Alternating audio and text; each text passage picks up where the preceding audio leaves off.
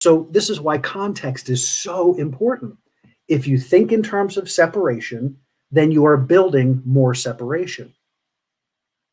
Me and him, us and them, whatever, however you want to look at it.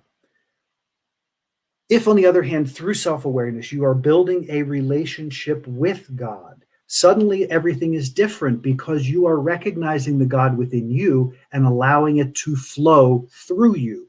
And you are allowing it to inform your choices. You're allowing it to infiltrate the crazy brain so that you're going above that mass conscious energy. You're going above that densified, crazy energy of separation, and you are connecting to the source of who you are and allowing that to flow through you as cleanly as you possibly can. But the more you do it, the more you connect with it, the greater the experience becomes. And I ultimately think that would be the goal here. Ultimately, it's not to meet God in some heaven somewhere. It's to be God here and have that relationship with God now. Bring the kingdom here. It's here already. You're creating it. Open to that creation. Be active in that creation. There's no sacrilege going on here. There's nothing negative happening, because the only way that relationship will grow is through love. If you do some fucked up thing and hurt somebody or do something stupid, God's forgiveness isn't going to do anything for you if you're separate, because the forgiveness is coming from here. You can't harm things and not feel that. You can't do damage and not be aware of it. You can go unconscious about it, but you can't be unaware. That's not building a relationship. That's enforcing separation.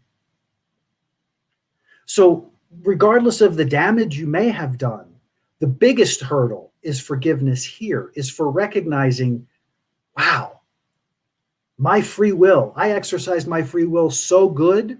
I went so far away from God for a while. Wow, that was an incredible journey. But the reason I did it has to do with coming back into relationship so that you can begin to see how, one, easy it is. Secondly, powerful it is.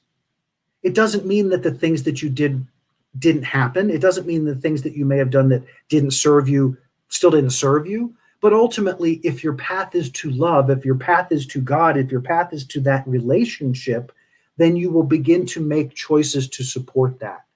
And so that's why it makes me crazy when people give their power to God in that fashion, because there is no God there. It doesn't exist there. It's here in your heart. It's here in your connection. It's not outside of you. That's why it's so damaging when you do the separation thing. You're separating from yourself. You're separating from who you are. Of course that's going to feel crappy. Of course that's going to feel damaging. Of course you're going to want to drink and do drugs. Who wouldn't? I mean, the difference is like night and day, because in the separated state, you feel completely abandoned and alone. In relationship, that's not true. I can honestly say to you that in all of the experiences I've had, from AIDS to cancer to parasites to divorce to all of it, I never felt alone in it, because I've always felt this connected relationship.